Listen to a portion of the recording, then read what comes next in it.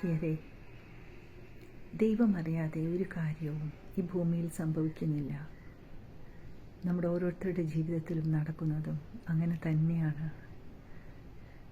വചനം പഠിക്കുന്ന നാൾ മുതൽ അതറിഞ്ഞ സത്യം എന്നെ മനസ്സിലാക്കി തന്നത് ഒറ്റ കാര്യം മാത്രമേ ഉള്ളൂ. അതിലെഴുതപ്പെട്ടതുപോലെ ജീവിക്കണമെന്ന് ഞാനും ആഗ്രഹിക്കുന്നു. അതിനാൽ അതിലല്ലാത്ത ഏതൊരു സാഹചര്യത്തിലും, അത് കാണാതെ നിൽക്കുന്ന ഏതൊരു വേദിയിലും എനിക്ക് നിൽക്കുവാനായി സാധിക്കില്ല എന്ന് ഞാൻ മനസ്സിലാക്കി. അതിനാൽ തന്നെ പലപ്പോഴും ഞാൻ ഒറ്റപ്പെട്ടു നിൽക്കേണ്ട സന്ദർഭങ്ങൾ ഉണ്ടായിട്ടുണ്ട്.